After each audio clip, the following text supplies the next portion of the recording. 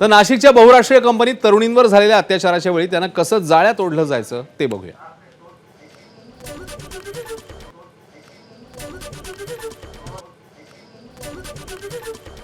नोकरीच्या शोधातल्या तरुणी या टार्गेटवर असतात।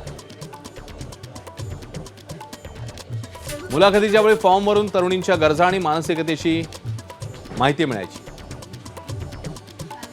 जास्त पगार, सुट्टी, ओव्हरटाईम, प्रमोशन अशा प्रलोभनांनी या तरुणींना जाळ्यात अडकवलं जायचं। कॅफे, हॉटेल किंवा पिकनिकच्या बहाण्याने जवळीक वाढवली जायची। मैत्री वाढल्यानंतर लग्नाची इच्छा व्यक्त करत संबंध ठेवले जायचे। तरुणी जाळ्यात अडकल्यावर लैंगिक शोषण सुरू व्हायचं। एका गुन्ह्यात पीडित तरुणीचे फोटो, व्हिडिओ व्हायरल करण्याची धमकी देण्यात आली। आरोपीच्या मित्रांनीही तिच्यावर अत्याचार केले।